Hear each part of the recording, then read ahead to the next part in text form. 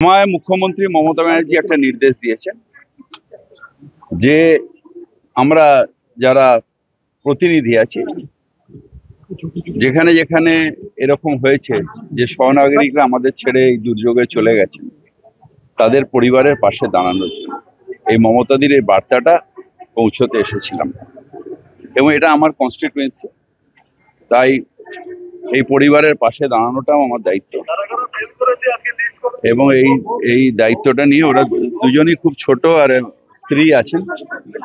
ওদের বললাম যে ওনার ভাই হিসেবে আমি আপনাদের সংসারের পাশে আছি। এটাই, ওদের তো ফিরিয়ে দিতে পারবো না, কিন্তু এই বাচ্চা দুটোর ভবিষ্যৎ, আমার যে বোনটা বিধবা হয়েছে তার ভবিষ্যৎ, মানে তার বেঁচে থাকা, পৌর প্রতিনিধি বা এখানকার জনপ্রতিনিধি হিসেবে এটা আমার দায়িত্ব। মুখ্যমন্ত্রী সেই নির্দেশই দিয়েছে।